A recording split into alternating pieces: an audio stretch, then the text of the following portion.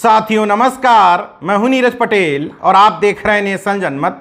उत्तर प्रदेश में स्थानीय निकाय चुनाव के परिणाम आ चुके हैं, लेकिन अब उसके रुझान भी मिलना शुरू हो गए हैं। जहां जहां भारतीय जनता पार्टी हार गई वहां खींच मिटाई जा रही है स्थानीय नेताओं द्वारा या सरकार की स्वामी भक्ति में चूर अधिकारियों द्वारा।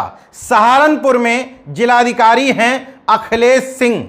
योगी सरकार के कितने करीबी हैं ये आगे बताऊंगा, लेकिन उन्होंने 2020 बैच की मूलतः तमिलनाडु की रहने वाली आईएएस अधिकारी रम्या राम को सिर्फ इसलिए हटा दिया कि उनके क्षेत्र में पड़ने वाली 2 नगर पंचायतों में भारतीय जनता पार्टी हार गई। एक में भारतीय जनता पार्टी का प्रत्याशी महज 22 वोटों से हारा। इसके बावजूद रम्या राम ने भारतीय जनता पार्टी का सहयोग नहीं किया, या दूसरे शब्दों में कहें तो उन्होंने रिजल्ट नहीं बदला तो उनको खुद बदल दिया गया। सहारनपुर की बेहट तहसील की उप जिलाधिकारी थीं, लेकिन चुनाव परिणाम आते ही उनको वहां से हटा करके दूसरी तहसील नहीं दी गई, बल्कि अपने ऑफिस में अटैच कर लिया गया। इस अटैचमेंट के द्वारा प्रमोशन पाकर आईएएस बने और खुशामद से डीएम बने एक अधिकारी डायरेक्ट आईएएस ऑफिसर को बताने की कोशिश कर रहे हैं कि नौकरी कैसे की जाती है। 2015 में पीसीएस से आईएएस बने अखिलेश सिंह को 2008 का आईएएस बैच अलॉट किया गया। 2017 में सरकार आ जाती है योगी आदित्यनाथ जी की, तो उनको तुरंत अंबेडकर नगर जिले का डीएम बना दिया जाता है। इसके बाद निदेशक स्थानीय निकाय मतलब डायरेक्टर लोकल बॉडीज बना दिया जाता है, महत्वपूर्ण पद माना जाता है। इसके बाद शामली का डीएम बना दिया जाता है। इसके बाद मौजूदा समय में सहारनपुर का डीएम बना दिया जाता है। तो जो शख्स लगातार डीएम की कुर्सी से ना उतर रहा हो उसकी जिम्मेदारी तो बनती है कम से कम सरकार को यह साबित करने की कि हजूर जहां जहां भारतीय जनता पार्टी कम मार्जिन से हारी, हमने वहां के अधिकारी पर कार्रवाई करके अपनी जिम्मेदारी पूरी कर ली। दैनिक भास्कर की खबर बताती है कि आईएएस रम्या राम पर यह आरोप नहीं था कि उन्होंने कोई गड़बड़ी की है, बल्कि आरोप यह था कि उन्होंने अपनी तहसील में पड़ने वाले बेहट नगर पंचायत और छुटमलपुर नगर पंचायत में भारतीय जनता पार्टी के प्रत्याशी का सहयोग नहीं किया। दरअसल छुटमलपुर नगर पंचायत में समाजवादी पार्टी की प्रत्याशी समा भारतीय जनता पार्टी की प्रत्याशी मंजूर से 22 वोटों से जीत गईं। इस बात की पुष्टि टीवी चैनलों पर चली इन खबरों से होती है, जहां कहा गया कि समाजवादी पार्टी के प्रत्याशी के जीतने के बावजूद प्रमाण पत्र नहीं दिया जा रहा है।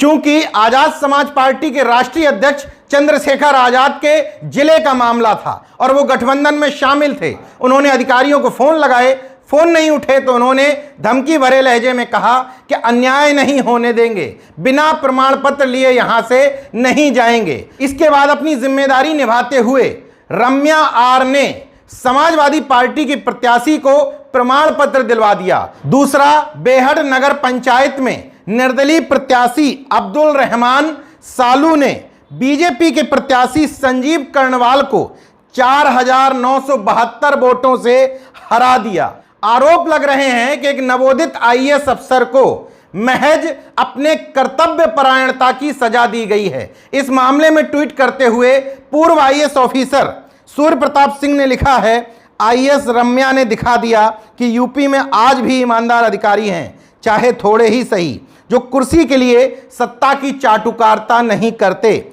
वैसे तो दीवार का बड़ा हिस्सा धराशायी हो चुका है। वहीं चंद्रशेखर आजाद ने लंबा चौड़ा ट्वीट करते हुए लिखा, जहां बहुत से अधिकारी सरकार के आगे नतमस्तक हो जाते हैं, वहां तत्कालीन बेहट एसडीएम रम्या आर ने पूरी ईमानदारी से काम किया। अब बेहट एसडीएम रम्या आर को यहां से हटाकर डीएम ऑफिस अटैच कर दिया गया है, जिससे साफ साफ यह संदेश जाता है कि सीएम योगी की जीरो टॉलरेंस नीति यही है जो हमारी सरकारी डकैती में साथ नहीं, वो हमें मंजूर नहीं। एक अधिकारी को ईमानदारी से नौकरी करने की कीमत चुकानी पड़ी। भाजपा वालों, सत्ता का नशा भी उतरेगा, ये जनता है। इन्होंने बहुतों का घमंड चकनाचूर किया है। समाजवादी पार्टी के राष्ट्रीय अध्यक्ष अखिलेश यादव ने ट्वीट किया, रिजल्ट नहीं बदलने वाली एसडीएम को सरकार ने बदल दिया। इसी तरह की खबर जालौन जिले से आ रही है, जहां की डीएम चांदनी सिंह ने उरई तहसील के एसडीएम का तबादला दूसरी तहसील में कर दिया है और उनको एसडीएम न्यायिक बनाया है। मतलब अपनी अधिकतम ताकत से जो साइडलाइन पद दिया जा सकता था वो दिया गया है, क्योंकि उरई नगर पालिका जालौन जिले की सबसे बड़ी नगर पालिका थी। भारतीय जनता पार्टी की तरफ से जिले के प्रभारी मंत्री, विधायक, सांसद, केंद्रीय मंत्री, जिला पंचायत अध्यक्ष, तमाम लोगों ने पूरी ताकत झोंक रखी थी। इसके बावजूद बहुजन समाज पार्टी के प्रत्याशी गिरजा चौधरी 9078 मतों के भारी अंतर से जीत गईं। वहीं दूसरी तरफ एट नगर पंचायत में सदर विधायक गौरी शंकर वर्मा के पुरजोर तरीके से विरोध करने के बावजूद निर्दलीय प्रत्याशी पूनम बीजेपी से भारी मतों के अंतर से जीत गई। ये दोनों क्षेत्र यानी कि उरई नगर पालिका और एट नगर पंचायत एसडीएम उरई के ही अंतर्गत आते हैं। शायद इसीलिए उनको सजा देते हुए, क्योंकि सत्ता के नशे में चूर नेता ये कैसे मान लें कि हमारी अकड़, घमंड और ओवर कॉन्फिडेंस के कारण ये सीट उनसे दूर चली गई। उनको ठीकरा फोड़ना था तो शायद अधिकारी पर ठीकरा फोड़ दिया गया। जहां जीत का अंतर कम था वहां खेला कर दिया गया है। इसका एक उदाहरण बताता हूं। चंदौली जिले की एकमात्र नगर पालिका परिषद है दीनदयाल उपाध्याय नगर पालिका परिषद, जिसका नाम मुगलसराय हुआ करता था। वहां से निर्दलीय प्रत्याशी सोनू किन्नर पहले जीत गईं। उनको प्रमाण पत्र नहीं दिया जा रहा था। बीजेपी रीकाउंटिंग करवाने पर अड़ी हुई थी। यह सुनते ही सोनू किन्नर के पक्ष में पूरा किन्नर समाज एकजुट हो गया। किन्नर समाज से प्रशासन भी घबराता है, इसलिए आनन फानन में उनको प्रमाण पत्र देते हुए विजयी घोषित किया गया।